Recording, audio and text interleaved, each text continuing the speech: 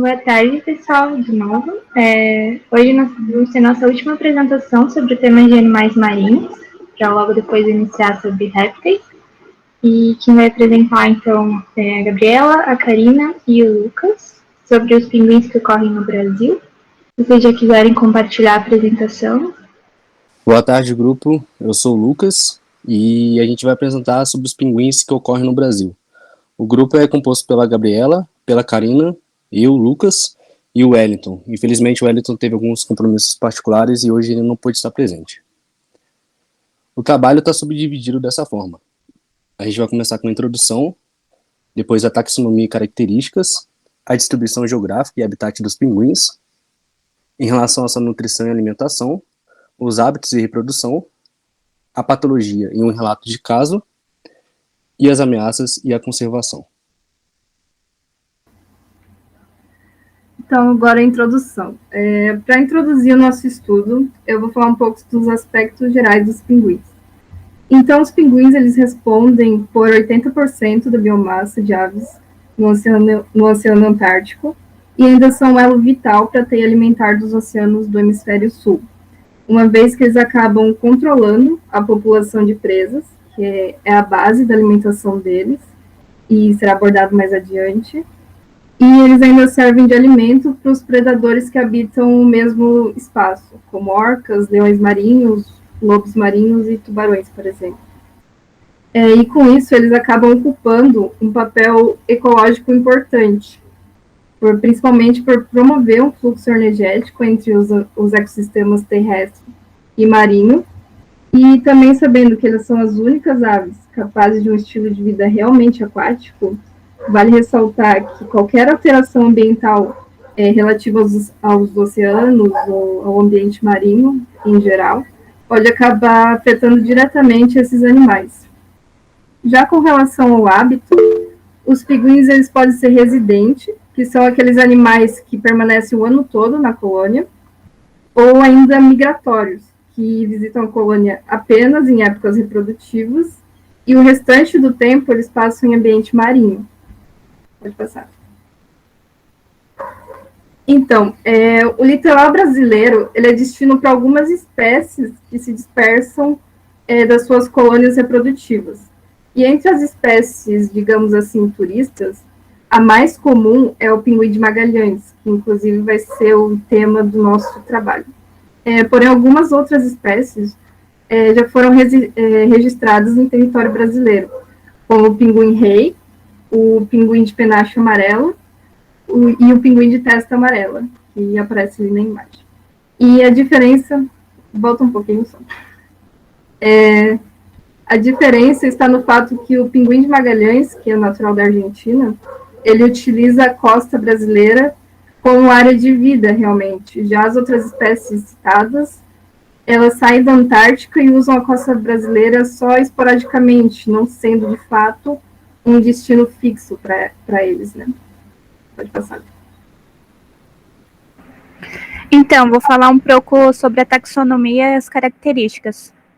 Então, do pinguim de Magalhães, a classificação científica. Então, ele pertence ao reino Animalia, né, do filo Chordata, a classe Aves, ordem Spheniciformes, família Sphenicidae e espécie Sphenicus magellanicus. Pode passar. Então, as principais características. O pinguim de Magalhães é uma ave de porte médio, medido entre 65 e 75 centímetros, pesando em torno de 4,5 a 6 quilos. A sua temperatura corporal varia entre 39 e 41 graus Celsius e tolera temperaturas ambientais entre 0 e 30 graus Celsius. As partes superiores, sendo cabeça, pescoço e asas, são negras. A maior parte dos pinguins, eles apresentam uma faixa branca na cabeça, que passa por cima das sobrancelhas, contorna as orelhas e se une anteriormente no pescoço. Já nas partes inferiores são brancas, com uma faixa negra e fina, contornando o peito e a barriga anteriormente. Os olhos, bico e patas são negros. E também o seu corpo fusiforme lhe permite alcançar uma velocidade de até 40 km por hora. E eles também não apresentam dimorfismo sexual. Pode passar. Então, os ossos do pinguim de Magalhães são densos, sólidos e não pneumáticos, quanto à sua impermeabilidade. A sua plumagem são especializados para o nado e o mergulho, auxiliando na obtenção de alimento. A plumagem forma a primeira barreira na termorregulação, então a impermeabilidade dessas penas, ela num conjunto aprisiona uma camada de ar na superfície do animal, né, auxiliando uma menor perda de calor para o meio externo. Além disso, uma pele espessa e uma camada de gordura forma a segunda barreira.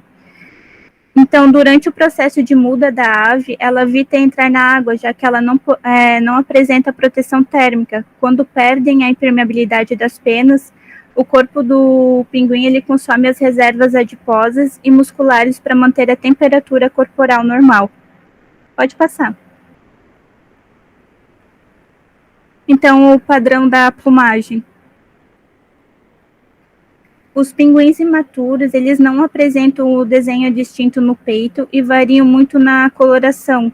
Então, durante o primeiro ano de vida, os pinguins de Magalhães têm a sua plumagem de predomínio uma cor meio acinzentada e não apresentam os padrões de colares iguais são vistos nos pinguins mais velhos. Sendo assim, esses animais são denominados jovens.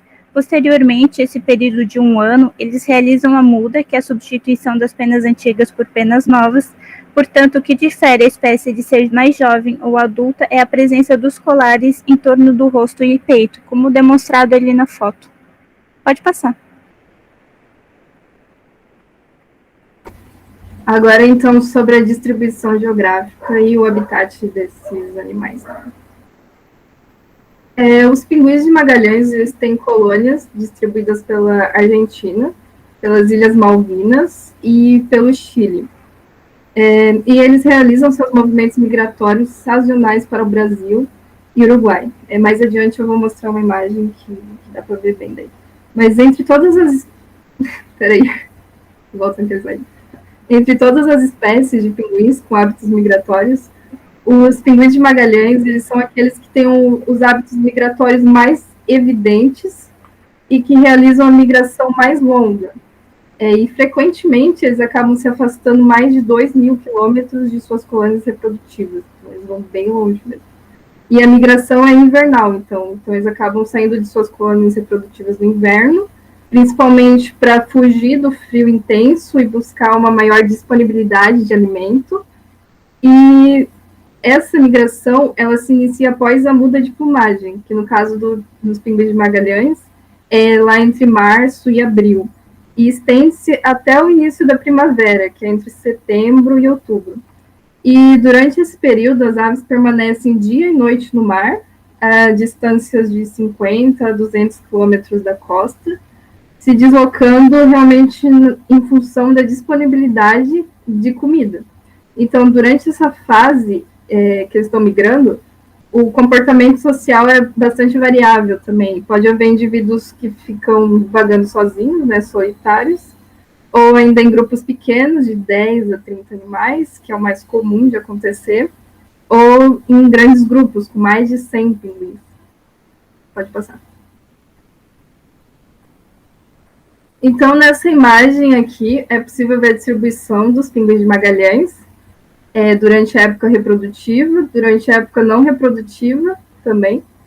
Durante a época reprodutiva ali em vermelho, vocês conseguem ver ali, que eles estão nas suas colônias reprodutivas, né, no Chile, em volta ali no litoral do Chile, da Argentina, e em volta das Ilhas Malvinas, que é aquele círculo vermelho ali embaixo. E em rosa claro é a época não reprodutiva, que eles também podem estar nas colônias, mas daí é o momento que ocorre a migração. Então pode ver ali que eles estão distribuídos pelo Uruguai e pelo litoral brasileiro, principalmente no Rio Grande do Sul, em Santa Catarina, São Paulo, e esporadicamente também tem registros no Rio de Janeiro, Espírito Santo, por aí vai. Pode passar. E aqui é outra imagem também para ilustrar, né, a distribuição deles, que a gente já viu. Ali no Chile, na Argentina, então, e nas Ilhas Malvinas, que é quando eles ficam nas suas colônias reprodutivas, onde ficam seus ninhos. E Daí, quando eles migram, eles vão parar ali no litoral brasileiro. Pode passar. É a maior colônia de pinguins de Magalhães do mundo. Ela fica localizada na Patagônia Argentina, que é essas aí da imagem, e é uma reserva que ela é uma área natural protegida. Então, eles ficam seguros ali na colônia deles. Pode passar. Agora, sobre a nutrição e alimentação. Bom, a dieta dos pinguins, de forma geral, ela varia conforme a espécie. Então, existem pinguins altamente especialistas em peixes, que vão se alimentar basicamente só de peixes. Já outros têm como base da alimentação crustáceos ou moluscos. Mas a maioria das espécies é bastante flexível e vão alternando essas fontes de alimentação conforme a disponibilidade de alimento no ambiente, né, no local que eles estão inseridos. Como é o caso do pinguim de Magalhães, que tem uma dieta bastante variada. Então, em vida livre, ele vai se alimentar de pequenos peixes, de crustáceos e moluscos, como polvos e lulas. E a dieta também vai variar conforme o período. Então, quando eles estão nas suas colônias reprodutivas, eles costumam se alimentar principalmente de peixes, que são ricos em proteínas e gorduras. E quando eles estão no seu período migratório, a tendência é uma ingestão maior de moluscos. E quando em cativeiro, o pescado é selecionado para sua alimentação a partir de alguns requisitos, digamos. Então, ele é selecionado e pode ser escolhido pelo seu conteúdo específico de nutriente, pela disponibilidade, pelo preço e até mesmo pela preferência dos animais. Porém, a dieta ela tem que ser bastante variada, mesmo em cativeiro, né? E outro aspecto que tem que ser considerado e que é primordial é a qualidade do alimento que está sendo fornecido para eles. Já em relação à quantidade de alimento ingerido por dia, vai variar conforme o tamanho do pinguim. Então, como a gente viu, o pinguim de Magalhães é um pinguim de porte médio, então a quantidade de alimento que ele vai ingerir por dia é de aproximadamente 10 a 20% da sua massa corpórea. E também em vida livre, esses animais normalmente caçam em pequenos bandos, de 5 a 10 pinguins, e têm a capacidade de mergulhar entre 80 e 90 metros de profundidade. E assim eles conseguem capturar seu alimento. Pode passar. Aqui é uma tabela, mas para ilustrar como pode ser bem variada a porcentagem da dieta de pinguins. Então, a porcentagem em peixes pode ser de 7 a 55%, em crustáceos pode ser de 2 a 85%, e em moluscos pode ser de 30 a 72%. Isso muito também varia bastante por conta daquilo que a gente viu nas colônias, eles se alimentar mais de peixe, no período migratório se alimentar mais de crustáceos e moluscos. Então, varia bastante. Então, mais para ilustrar. Pode passar. Bom, agora falando um pouco mais dos hábitos e da reprodução. Foi citado anteriormente na muda de pinguins, que é um hábito muito importante, e ao contrário das outras aves, os pinguins eles sofrem a muda catastrófica, ou seja, eles se alisam à troca de todas as suas penas de uma única vez, em vez de fazê-la aos poucos igual outras espécies. E isso ocorre porque a troca contínua das suas penas, elas criam algumas falhas na impermeabilização da plumagem. E como foi citado anteriormente pela Karina, essa parte da impermeabilização, ela é uma característica importante e fundamental para esses pinguins.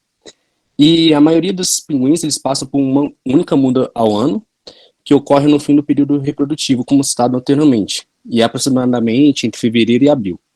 E durante esse período de muda, essas aves, eles perdem a sua impermeabilidade e por isso eles permanecem em terra por 2 a 4 semanas. E lembrando que esse período é em jejum, nesse período de 2 a 4 semanas enquanto ele sofre a muda. E aquelas aves, entre aspas, atrasadas, são aquelas que não conseguem regressar à colônia a tempo. E com isso eles começam um processo na muda ainda no mar, porém esse processo ele apresenta desconforto para o pinguim, e por causa da perda da impermeabilização. E com isso, essas aves atrasadas, elas saem da água e fazem muda no litoral, nas costas, nas praias, sozinhas. E ao terminar a muda, depois do período de 2 a 4 semanas, essas aves elas voltam à água sem necessidade de uma intervenção humana. Então, às vezes a gente pode ver um pinguim isolado numa praia, numa costa durante muito tempo, e ele pode estar passando por esse processo, essa fase de muda. Agora, se tratando da reprodução dos pinguins de Magalhães. Eles utilizam tocas que eles escavam ou reaproveitam de outros animais. E pode ser no solo arenoso, ou eles também fazem o seu ninho em meio aos arbustos. E entre esses pinguins de Magalhães, os machos que chegam às colônias antes das fêmeas, e eles iniciam os comportamentos de território e de conquista. Lembrando que esses ninhos, os mais disputados são aqueles mais próximos do mar e no centro da colônia. E as lesões decorrentes dessas brigas entre os machos pode levar à morte de vários machos mais fracos. Agora, se tratando do display vocal e do display estático. O display vocal desses pinguins de Magalhães, ele é bem forte e complexo na questão da acústica, e esse display ele também é usado num contexto agressivo territorial, mas também usado para a corte. Já o display estático, ele é o mais comum para a corte, já que os machos, eles erguem o bico verticalmente, estendem as nadadeiras para trás e vocalizam. E já as fêmeas, quando elas chegam na colônia, eles também vocalizam, e assim começa o display estático mútuo, como é chamado.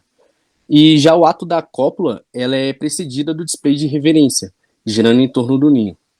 E só para constar, os comportamentos reprodutivos, eles são desencadeados pelo fotoperíodo. E com isso, os animais mantidos em cativeiro, sob luz artificial, eles podem apresentar esse comportamento fora de época ou de modo assíncrona, já que o período da reprodução ocorre por temporada na natureza. Em relação aqui a algumas características da reprodução, a gente fez uma tabela só para exemplificar. Por exemplo, a idade da primeira reprodução é de 4 anos para a fêmea e 6 anos para o macho. A massa dos ovos no primeiro ovo é de 120 a 145 gramas. Já a massa do ovo, sendo o segundo ovo, a gente vê um decréscimo de 115 a 135 gramas. O período de incubação variando de 38 a 41 dias. Já a responsabilidade na incubação varia para o macho com 45% e a fêmea com 55%. Então a gente vê que o macho tem uma responsabilidade importante na incubação. O período em colônia é de setembro a março. A duração do cuidado parental é de 60 a 70 dias. A massa do filhote, na hora da emancipação, varia de 2,6 a 2,9 quilos. Os tipos de ninhos, como citado anteriormente, são as tocas e arbustos. A fidelidade interanual ao par é de 90% e a fidelidade interanual àquele ninho é de 70% a 80%. Agora, se tratando das principais patologias e enfermidades que acometem os pinguins e também um relato de casos que a gente viu um tipo de doença que pega muitos pinguins em cativeiros e aqueles que estão em recuperação. Bom, começando com a doença de Newcastle, que é uma pneumoencefalite, que ela é causada pelo paramyxório vírus aviário tipo 1, e ele é evidenciado nos pinguins que são principalmente aqueles mantidos em cativeiros, com alguns sinais clínicos, sendo eles os problemas respiratórios, como a tosse, espirro e as esterotes, que são aqueles ruídos pulmonares anormais, e algumas manifestações nervosas também, causadas pela diarreia e edema na cabeça. Outra enfermidade principal são as doenças causadas por bactérias, as enterites bacterianas. Principalmente a Escherichia coli, que é uma bactéria encontrada no trato gastrointestinal inferior. Tem a Klebsiella, que causa infecções em diversos lugares, principalmente a pneumonia, tem a infecção do trato urinário e também da infecção da corrente sanguínea. Tem a parte da salmonella, da Edwardsella, que é encontrada em ambiente aquático, relacionada à contaminação e infecção em peixes e outros animais aquáticos. Também tem a parte dos Pseudomonas, mas além desses 5 que eu citei, tem outras diversas bactérias que são conhecidas que causam enfermidades em pinguins. Outra enfermidade também encontrada é a malária, que é uma doença causada por protozoários do gênero Plasmodium, e ela é transmitida pela picada da fêmea dos mosquitos do gênero Anopheles, sendo a parasitose mais importante em pinguins de cativeiro. Então, sendo os pinguins juvenis os mais suscetíveis à malária. E outra enfermidade encontrada, principalmente em pinguins de cativeiro, é a pododermatite, que ocorre principalmente nesses pinguins em cativeiro por eles não apresentarem um local com uma característica fiel à natureza. E eles não conseguem também realizar atividades que eles realizariam normalmente, e também por ficarem parados muito tempo numa região. Bom, agora falando do trabalho aqui do relato de caso de aspergilose em pinguins de Magalhães. O trabalho ele relata um caso de aspergila em um pinguim de Magalhães em reabilitação no Centro de Recuperação de Animais Marinhos, que tem a sigla CRAM. Então, caso eu fale nos próximos slides, vocês lembram que é um centro de recuperação especializado em animais marinhos. E ele é localizado no Rio Grande do Sul. E essa ave ela foi encaminhada ao CRAM, bem debilitada, permanecendo em cativeiro durante 28 dias, e devido à gravidade do quadro clínico do animal, ele foi submetido à eutanásia e à necrópsia. E o diagnóstico de aspergilose, ele foi confirmado por exame micológico e também histopatológico, como eu vou mostrar nos próximos slides. E com isso, esse relato ele se torna importante para focar na aspergilose como fator limitante na recuperação desses pinguins. Bom, a aspergilose ela é causada por um fungo do gênero Aspergillus fumigatus. A região da doença, principalmente, o trato respiratório, e as condições para a doença é o estresse, o traumatismo, má nutrição e deficiência da vitamina A. Outro fator também que pode levar às condições para essa doença é a ingestão dos óleos provenientes da poluição dos mares, ou seja, o vazamento de petróleo. Já agora falando do relato propriamente dito, foi no inverno do ano de 2004, ele foi encaminhado ao CRAM, que é o Centro de Reabilitação de Animais Marinhos, um pinguim de Magalhães, macho juvenil, apresentando alteração no membro pélvico direito, manifestada por posicionamento incorreto, claudicação e aumento do volume da região lombosacra. E foi encaminhado para exame radiográfico, o exame demonstrou luxação na articulação coxofemoral direita, e durante o procedimento o animal apresentou dispneia, evidenciada por respirações de bico aberto, pescoço esticado e ruídos respiratórios. Já no exame radiográfico do trato respiratório, evidenciou-se radiopacidade na região da siringe e lesão multifocal nos sacos aéreos torácicos. E devido à gravidade, depois de 28 dias, como citado anteriormente, ele foi encaminhado para a eutanásia no Laboratório Regional de Diagnósticos. Aqui, tratando dos achados, na primeira imagem, como anteriormente citado, a radiografia do trato respiratório do pinguim, demonstrando essa radiopacidade apontada ali na seta, na região da siringe, e a lesão multifocal nos sacos aéreos torácicos. Na parte 2, a gente consegue ver 3 achados, apontado ali pela seta A, um nódulo na região da siringe. Nas setas B, a gente consegue ver algumas colônias fúngicas no saco aéreo torácico esquerdo. Na seta da imagem C, a gente consegue ver as colônias fúngicas no lobo direito do fígado. Já na parte 3, a gente consegue ver aquele exame histopatológico, como eu disse para vocês. A imagem A, na seta apontada, as hifas septadas e bifurcadas do pulmão do pinguim. E na área B, a estrutura da frutificação da siringe do pinguim.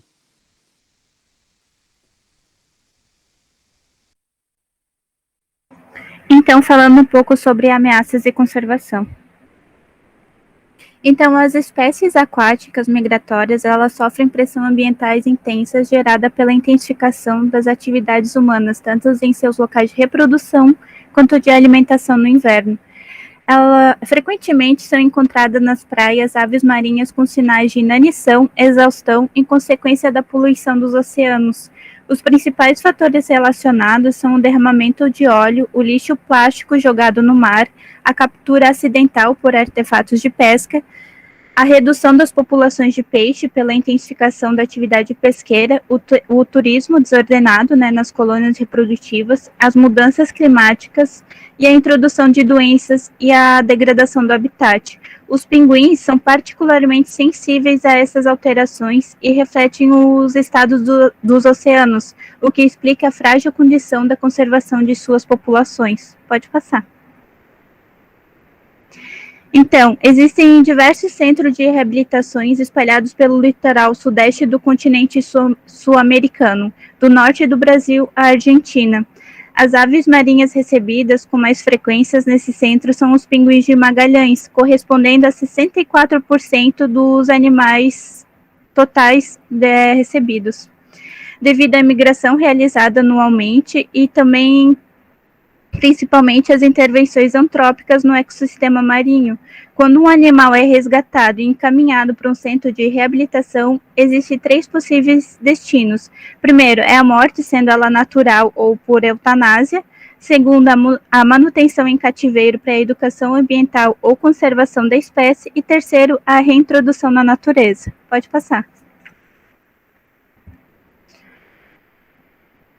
Vou falar um pouco sobre as estruturas das instalações para reabilitação. Então, as piscinas, gaiolas, caixas e recintos devem possuir tamanho, forma e materiais apropriados para as espécies recebidas com maior frequência. O material dos recintos deve ser resistente, não poroso e à prova d'água, para facilitar a limpeza e desinfecção. O chão das instalações não pode ser abrasivos e deve ser projetado com declividade para que a água seja facilmente escoada. As instalações devem prover o mínimo de conforto e segurança aos animais, de forma que não se machuquem durante a contenção e estejam protegidos contra condições climáticas adversas e entradas de espécies intrusas. Os animais, eles devem ser capazes de sentar, deitar e se virar livremente, a não ser que tenham restrição médica. Então, a melhor forma de prevenir as afecções secundárias é proporcionar um rápido progresso na reabilitação, que permita que esses animais vão para a área de transferência das aves, que é uma área externa, com acesso à piscina ou tanque. Então, os tanques devem ser equipados com calha para recolhimento do sobrenadante, bombas com filtros de areia, barreiras visuais e rampas para facilitar a entrada e saída da água. Os pinguins são aves gregárias, então eles não devem ser mantidos solitários. Os alojamentos em grupo no mesmo tanque podem reduzir o estresse, estimular a prática de exercício e o comportamento natural da espécie. E também deve-se separar e preparar todo o material necessário no procedimento antes de conter os animais. Assim, dessa forma, manuseá-los o mínimo possível. Também é recomendado evitar movimentos bruscos para não assustar esses animais. Pode passar. Então, essas são algumas das nossas referências. E obrigada. Parabéns pela apresentação, pessoal. Alguém tem alguma dúvida sobre o tema para perguntar para eles? Inicialmente, também quero parabenizar. Foi muito boa. A pesquisa de fundo também foi muito bem feito, gente. Parabéns mesmo. Os slides também estavam muito bons. Ninguém tem perguntas?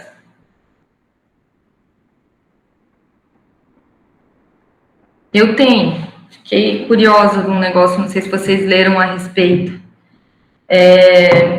A migração até o litoral brasileiro, ele é algo assim comum a todos os pinguins ou apenas alguns fazem essa migração e chegam a ir mais longe das colônias? Então, não cheguei a ver essa parte. Acho que todos, né, que acabam migrando, alguns acabam migrando para mais longe daí. A maioria fica ali só pelo Rio Grande do Sul, Santa Catarina, no máximo, que é o mais comum de acontecer. Eu fiquei na dúvida se alguns deles só iam até mais longe ou se isso era algo meio mandatório na vida deles, né? Eu acho que alguns não... A maioria deve ficar lá em volta, né? Porque as colônias são gigantescas. Não sei também. Ô, Simone, eu tava estudando, e aí esses casos de... A não ser esses pinguins que foram acidentados por algum tipo de pesca ou coisa do tipo, mas esses pinguins solitários, às vezes nas costas, é porque eles estão sofrendo mudas atrasadas. E aí por isso que eles ficam solitários numa região durante muito tempo, por causa daquela parte da impermeabilização que foi citada. Aí pode ser esse caso aí desses pinguins estarem solitários, assim, às vezes na costa brasileira.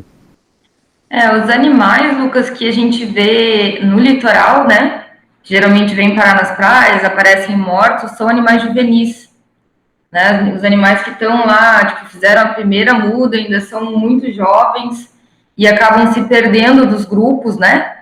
que eles migram muitas vezes em grandes grupos e acabam se perdendo e acabam vindo parar no litoral muito magros, muito debilitados. E eu nunca vi animal aqui fazendo muda, mas deve acontecer bastante, assim, mais lá para baixo, né? Deles fazerem a muda atrasada, porque a muda é algo muito estressante para qualquer ave, né? Isso, até para quem tem ave canora, sabe que durante o período de muda, nem cantar os animais cantam, porque consome muita energia, o animal fica realmente mal, assim, mas é preciso que eles façam uma muda bem feita, senão eles afundam, né? Se as penas não estiverem bem impermeabilizadas, eles não conseguem flutuar, né? Então é bem complicado mesmo. Ô, Simone, eu vou mandar no grupo do GES um vídeo que eu fiz ali naquela saída da Barra do Sul, a saída do canal. Uhum. Acho que 1 mês e meio atrás eu gravei um pinguim lá. Parecia muito pinguim de Magalhães, mas assim, eu não sei dizer com certeza. Mas ele parecia ser bem jovem, assim, porque ele não tinha um anel branco fechado no pescoço dele. Vou tentar achar aqui o vídeo e já mando lá. Tá, é bem comum. Todo inverno a gente tem um monte de animais que vêm parar aqui. Muitos aparecem mortos na praia, assim.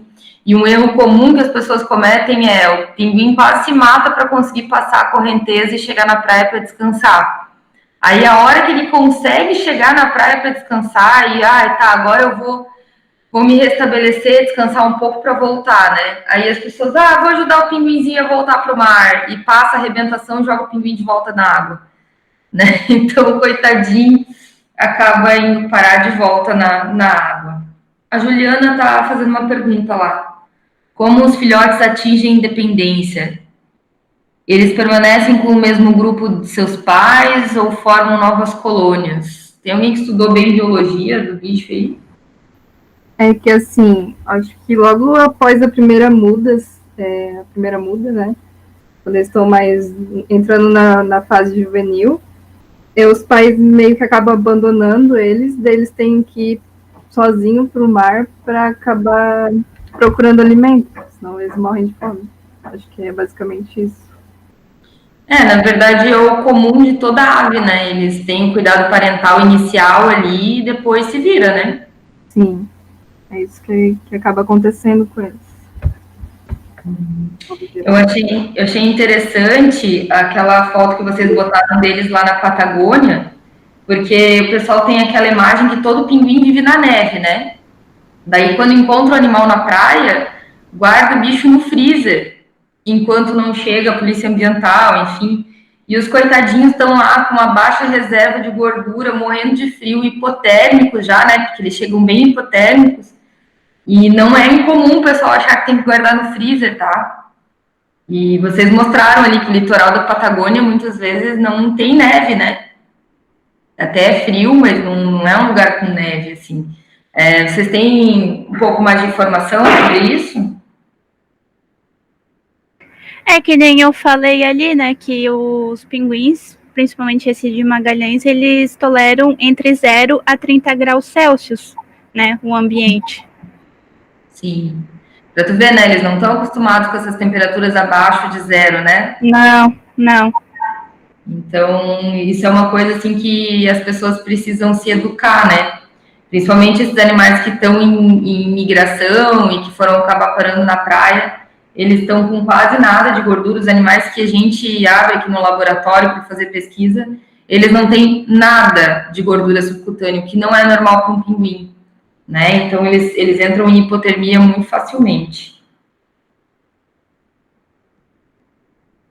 E tem a questão da seleção natural também, né, gente? Que essas migrações acabam tendo um efeito de seleção natural importante para a espécie. Hoje a gente reabilita e solta esses animais e tal, porque as populações estão sendo muito impactadas pela ação humana. Mas é normal da espécie que alguns animais não sobrevivam a essa migração, né, e não reproduzam. Né? A gente tem que pensar nisso também.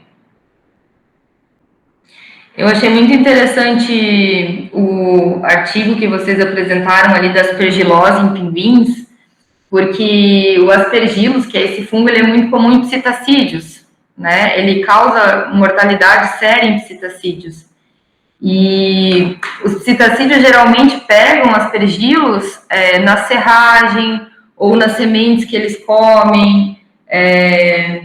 Nos Estados Unidos se utiliza muita palha de milho como cama para as aves, né? E isso acaba transmitindo muitos aspergilos. E aí eu fiquei pensando como que um pinguim pega aspergilose, né? O que será? Será que estava no jornal que eles utilizaram no cativeiro? Será que utilizaram a serragem? O artigo dizia alguma coisa assim? Qual que provavelmente foi a fonte de infecção? Então, ele não falou, mas falou que é bem comum esse tipo de aspergilose em pinguins em cativeiros, que é não lembro agora o número certo da porcentagem, mas é uma porcentagem bem elevada, acima de 50% de mortes causadas por aspergilos em cativeiro ou em pinguins que estão em reabilitação. Então, provavelmente, na hora do manejo, com alguma ferramenta ou local, provavelmente esses pinguins, eles sofrem com isso. Em citacídeos, e deve acontecer a mesma coisa em pinguins, ou aspergilose, ela forma placas esbranquiçadas dentro dos sacos aéreos, da traqueia, na seringe, e essas placas, elas causam obstruções, né, da passagem do ar, assim. Então, além da infecção, esses estertores que a gente ausculta no animal quando ele está com aspergilose, tem muito a ver com essas placas obstrutivas, né?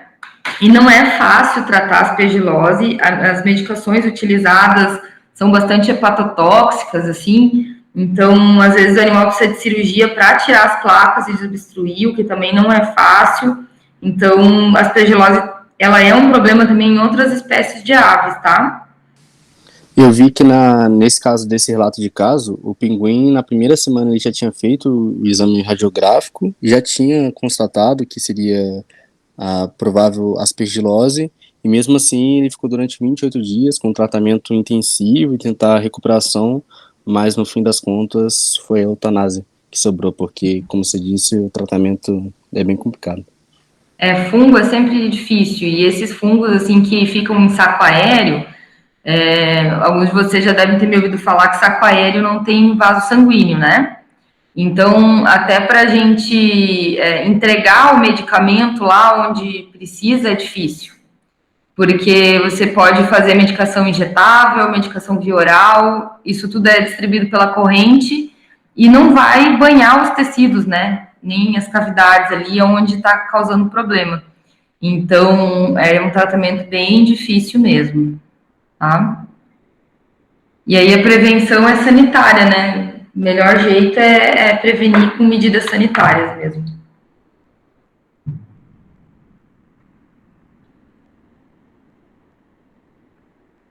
Deixa eu ver se eu anotei mais alguma coisa. E aí, até eu vi que vocês não citaram, mas uma coisa importante da reabilitação de pinguins é que como eles precisam estar com um empenamento assim muito perfeito, muitas vezes esses pinguins precisam passar um ano inteiro em cativeiro, em reabilitação, até que eles façam uma nova muda, principalmente pinguim oleado, né, o pinguim que sofreu trauma, quebrou pena e tudo mais, para que eles possam fazer uma nova muda, troquem completamente a penugem, né, debaixo ali das penas, e se faz teste de impermeabilização para ter certeza que a pena do animal está bem impermeabilizada antes da soltura. Se tiver alguma falha de impermeabilização, aquela bolsa de ar não se forma, entra água nessa bolsa que fica entre as penas e o corpo, e o animal entra em hipotermia, afunda, e aí ele está fadado a morrer na praia, né? Então, é uma reabilitação bem complexa, que às vezes pode levar mais de ano.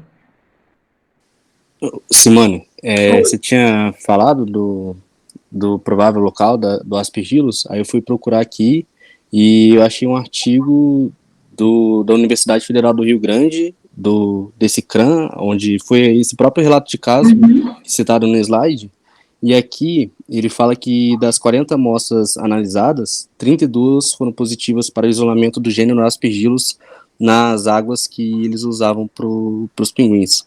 sendo que desses 60% pertenciam ao Aspergillus fumigatus. Então, esse trabalho ele demonstra que o Aspergillus está presente na água, podendo ser uma potencial fonte de infecção para os pinguins em reabilitação. Nossa, olha que perigo isso, né? E como fazer o controle desse fungo que chega na água, né? E até mesmo, assim, o animal doente que é introduzido numa piscina, que vai liberar esse fungo na água e isso pode contaminar todos os outros pinguins do cativeiro, né? A importância da gente ter uma boa quarentena, e isso é muito difícil num centro de reabilitação, porque praticamente todos os animais ali estão em quarentena, né? Eles são chegados do ambiente, podem estar trazendo uma série de agentes patológicos, né? Agentes patogênicos. Então, é bem complicado esse controle aí. Melhora a pododermatite, mas traz aspergilose, exatamente. Mas existem maneiras de se tratar a água, né, Mariana? Então, hoje existem filtros, por exemplo, que além do filtro de areia e tal, existe tratamento com ozônio na água, tratamento com luz UV na água para esterilizar essa água, né? Então, isso demonstra, na verdade, que para você manter esses animais em cativeiro e manter um centro de reabilitação, você tem que ter uma estrutura muito boa de tratamento de água, né? Que não é fácil, não é barato. Larissa, então, eu acho que é contigo. Então, acredito que seja isso por enquanto. Mais uma vez, obrigada e parabéns pela apresentação de vocês. Realmente foi muito boa, né? Se o pessoal não tiver mais nenhuma pergunta, então, por enquanto, a gente encerra nossas apresentações de animais marinhos. E na próxima reunião a gente inicia com as apresentações sobre répteis. Então, quem ainda não escolheu nenhum tema, se quiser escolher, está lá no grupo, manda hoje de novo. E esperamos vocês na próxima reunião, então.